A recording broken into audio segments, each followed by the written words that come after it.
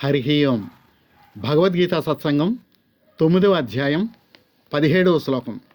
రాజవిద్య రాజగుహ్య యోగం అనే ఒక అతి రహస్యమైనటువంటి విషయాన్ని సత్సంగం ద్వారా తెలుసుకునే ప్రయత్నం చేస్తున్నాం. దీంట్లో కృష్ణ పరమాత్మ చెప్పారు, పితా అహం, నేను తండ్రిని, అస్య అయి ఉన్నాను, జగతో ఈ జగత్తులో, మాతా దాత పితామహ, తండ్రిని తల్లిని దాతను పితామహుడను తాతను కూడా నేనే అయి ఉన్నాను, వేద్యం తెలుసుకోతగినది, పవిత్రం ఓంకారం పవిత్రమైనటువంటి ఓంకారం, ఋక్సామ యజురేవచ ఋగ్వేదం యజుర్వేదం సామవేదం కూడా నేనే అని చెప్తున్నారు కృష్ణ పరమాత్మ. దీన్ని అర్థం చేసుకోవడానికి ఓ గురువుగారు మనకి నందూరి శ్రీనివాస్ గారు స్పిరిచువల్ టాక్స్లో ఒక విషయం చెప్పారు. దాన్ని బేస్ చేసుకుని నేను విశ్లేషణ చేసే ప్రయత్నం చేస్తున్నాను. కామాఖ్య అమ్మవారి గురించి చెప్తూ, కామాఖ్య అమ్మవారు ఒక ట్రయాంగిల్ బెడ్ మీద ఉన్నారు. దాన్ని అలా ప్రతిష్ఠించారు. అలా ప్రతిష్ఠించగానే ఆ ట్రయాంగిల్ బెడ్లో ఆ 3 కోణాల దగ్గరికి కూడా బ్రహ్మ విష్ణు మహేశ్వరులు వచ్చి చేరారు, 3 కొండలుగా అని చెప్పారు. ఈ ట్రయాంగిల్ బెడ్ అనేది శ్రీచక్రానికి బేస్ అదే, అది విస్తరిస్తే శ్రీచక్రం అయింది. అయితే ఇంకొక రహస్యం ఏంటంటే, దాంట్లో 3 కోణాల్లోనూ బ్రహ్మ విష్ణు మహేశ్వరులు ఉన్నారు అంటే ఆప్తి ఉత్కర్ష మితి అనేవి వచ్చి చేరినాయి అన్నమాట. అంటే ఆ ఓంలో ఉండే ఆప్తి ఉత్కర్ష మితులు జనరేషన్, ఆపరేషన్ అండ్ లయం చేసేసుకోవటం అనే ఈ 3 కూడా అక్కడ ఫార్మేట్ అయ్యి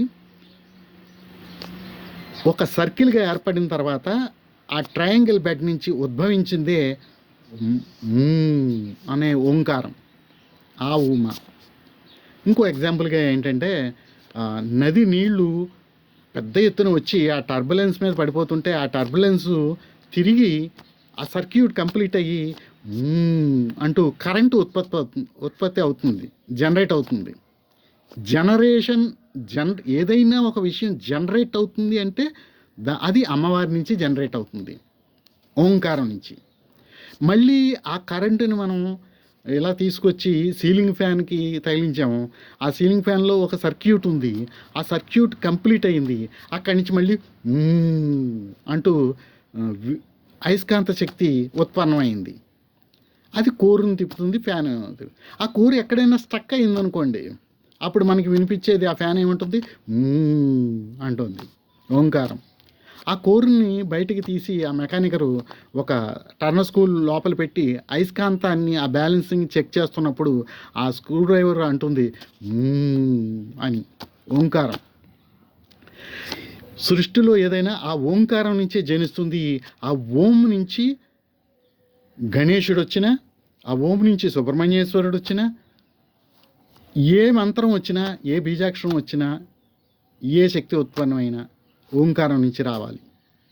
ముసలివాడు కూర్చొని పైకి లెగాలనుకున్నప్పుడు ఒకసారి అంటాడు, ఓంకారం. సూర్య భగవానుడు ఓంకారాన్ని స్మరిస్తూ సంచరిస్తున్నాడు, శని భగవానుడు ఓంకారాన్ని స్మరిస్తూ సంచరిస్తున్నాడు అని ఋషులు చెప్పిన దాన్ని ఇప్పుడు సైంటిస్టులు కూడా గూడి చేసి మనకి వినిపిస్తున్నారు, రికార్డు చేసి ఇప్పుడు వింటున్నాం మనం.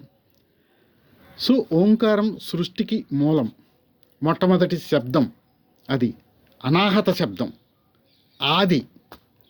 ఆ ఓంకారానికి బేసు ఈ ట్రయాంగిల్ బెడ్ ప్లస్ ఆ ఆప్తి ఉత్కర్ష మితి, ఈ ఫార్ములా. సో సృష్టిలో ఏదైనా ఉత్పన్నం కావాలంటే అమ్మవారి నుంచే. మనకు తెలిసి అమ్మవారు మహాకాళినే మనం జగజ్జనని అంటాం. ఆ జగజ్జనని యొక్క రూపాలే రాముడు కానీ కృష్ణుడు కానీ అని రామకృష్ణ పరమహంస చెప్పారు. కృష్ణకాళి, రామకాళి, ఆ కాళి యొక్క రూపాలేనంట కృష్ణుడు రాములు వారు. రామకృష్ణ పరమహంస శిష్యుల్లో స్వామి బ్రహ్మానంద ఆయన ఉండేవారు. ఆయనకి స్వామి వివేకానందుడు ఎంతటి వారో బ్రహ్మానంద కూడా అంత శక్తివంతులు. సామాన్యుడి దృష్టికి అంచనా వేయలేనంత శక్తి వారి దగ్గర ఉంది. ఆ దివ్యత్వం వారి దగ్గర ఉంది. ఈ బ్రహ్మానంద ఏ క్షేత్రానికి వెళ్ళినా ఆ స్థాన దేవతని దర్శించేవారట. వారి దగ్గర ఆ శక్తి ఉండేది. ఓసారి తిరుపతి వెళ్ళి కళ్ళు మూసుకుంటే ఆయనకి అమ్మవారు కనిపించిందంట. ఇదేంటి ఇక్కడ వెంకటేశ్వర స్వామి కదా ఉన్నదే అని మళ్ళీ కళ్ళు మూసుకుని ధ్యానం చేస్తే అమ్మవారు కనిపించిందట. అక్కడ ఉన్న ఆ స్థల పురాణాన్ని ఆయన ఆయన తెలుసుకున్న తర్వాత అక్కడ ఉన్నది జగజ్జనని అనే విషయం ఆయనకి అర్థమైంది. సో జగజ్జనని యొక్క రూపాలే శ్రీ వెంకటేశ్వరులైనా ఎవరైనా. ఓంకారం, ఆ ఓంకారాన్ని నేను అని చెప్తున్నారు కృష్ణ పరమాత్మ. ఆ జగజ్జనని నేను అని చెప్తున్నారు. అయితే తండ్రిని కూడా నేనే. తండ్రి తల్లి రెండు ఒకటే అంటున్నారు రామకృష్ణులు. ఎలా అంటే అగ్ని దాని దాహక శక్తి ఒకటే, రెండింటిని విడదీసి చూడలేం. అలాగే శక్తి చైతన్యాలు రెండు ఒకటే అని చెప్తున్నారు. ఆ చైతన్య రూపంలో పరంధాముడు పరమాత్మ, అది శక్తితో కూడిన తరువాత ఇదిగో ఈ జగత్తు డిస్ప్లే అయింది ఓంకారంతో. ఆ అమ్మ నాన్న కృష్ణ పరమాత్మే. తర్వాత దాత అంటే ఇచ్చేవాడు పరమాత్మ. పితామహ తాత కూడా ఆయనే. అంటే భగవద్గీతలోనే పురుషోత్తముని గురించి చెప్పారు కృష్ణ పరమాత్మ. ఈ జగత్తును దాటి పైకి వెళితే పురుషోత్తమ స్థానం ఒకటి ఉంది. దాన్ని మనం ఇలా ఉంటుంది అని మనం చెప్పలేం. ఎందుకంటే ఈ జగత్తులో ఇహంలో కానీ పరంలో కానీ ఉత్పన్నమైన ప్రతిదీ కూడా గుణంతో కూడి, గుణం లేని వస్తువు ఇహంలో కానీ పరంలో కానీ లేదు అని చెప్పారు. అంటే మన మనసుకు అందిన ప్రతి విషయం కూడా గుణంతోటే ఉంది. అది ఆలోచన అయినా, మాట అయినా, లేకపోతే చూసేదైనా, మనసులో పడింది, మనసుకి పట్టుకోగలుగుతున్న ప్రతిదీ కూడా గుణంతోటే ఉంది. ఆ గుణానికి అతీతుడు ఆ పురుషోత్తముడు పరమాత్మ. సో మనకి అందుబాటులో లేదు. అది తెలుసుకోవాలి అనుకుంటే రామకృష్ణ పరమహంస గురు మహారాజ్ చెప్పినట్లుగా ఉప్పు బొమ్మ వెళ్ళి సముద్రానికి కనుగొనడమే. ఉప్పు బొమ్మ అనుకుంది ఈ సముద్రం ఎంత ఉంది, ఏంటి దీని లోతు ఏంటి, దీని విషయం ఏంటి కనుక్కుందామని వెళ్ళిందంట సముద్రంలోకి. ఆ తర్వాత సముద్రం మిగిలింది, ఉప్పు బొమ్మ సముద్రంలో కరిగిపోయింది. అప్పుడు సముద్రం చెప్పాలి, ఇదిగో నా లోతు ఇంత, నా విస్తృతి ఇంత, ఒకప్పుడు నేను ఉప్పు బొమ్మగా కూడా ఉన్నాను, ఆ ఉప్పు బొమ్మ హిస్టరీ కూడా ఇదిగో ఇది అని అనేక విషయాలు సముద్రాన్ని తెలుస్తాయి. తప్పితే ఈ ఉప్పు బొమ్మ ముక్తిని పొందేసింది. అదనమాట. నెయ్యి తిన్నవాడి దగ్గరికి వెళ్ళి నెయ్యి ఎలా ఉంటుంది అని అడిగితే ఏం చెప్తాడు పాపం? నెయ్యి తింటే తెలుస్తుంది కదా నెయ్యి రుచి ఎలా ఉంటుందో. నోటితో ఏం చెప్పగలం నెయ్యి ఎలా ఉంటుంది అని? మా ఉంటే బాగుంటుందని చెప్తాం అంటారు రామకృష్ణులు. సో ఆ పురుషోత్తముని సంగతి అది తాత ఆయన కృష్ణ పరమాత్మ. అలాగే వేద్యం, మనం తెలుసుకోదగినది ఏది తెలుసుకుంటే ఇంక తెలుసుకోదగినది ఇంక ఏదీ లేదు, అది కృష్ణ పరమాత్మ. పవిత్రం ఓంకారం, ఋక్ సామ యజుర్వేదాలు కూడా ఆయనే. ఈ ఋగ్వేదం, యజుర్వేదం, సామవేదం అవి ఎవరో రాసినవి కావు, అవి సహజంగా ఉన్నాయి. వాటిని ఋషులు కనుక్కున్నారు. ఇంకా చెప్పాలంటే ఆంజనేయ స్వామిని చూడండి, ఆయన 24వ మహాయుగంలో, ఇప్పుడు 28వ మహాయుగం, ఒక్కొక్క మహాయుగం 43,20,000 సంవత్సరాలు.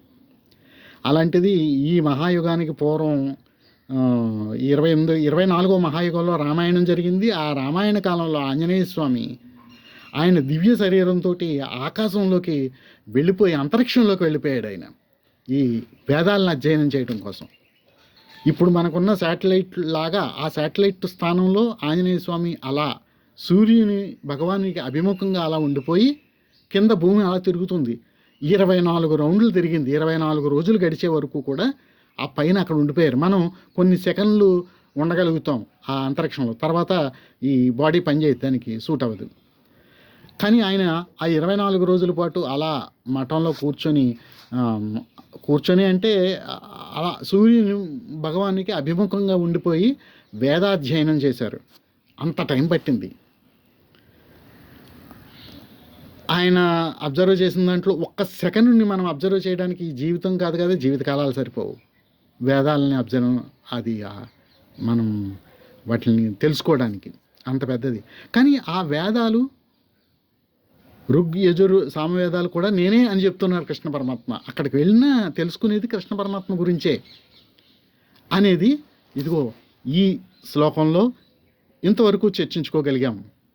వచ్చే శ్లోకంలో ఇంకా ఇంకా కృష్ణ పరమాత్మ ఏం చెప్తున్నారో అనే విషయాన్ని తెలుసుకునే ప్రయత్నం చేద్దాం. అంతవరకు జై శ్రీరామ్, జై Shrikrishna. I bow myself to the divinity at the Shrikrishna పరబ్రహ్మణే నమః. జై శ్రీరామ్, జై శ్రీకృష్ణ. వచ్చే వీడియోలో మళ్ళీ కలుద్దాం.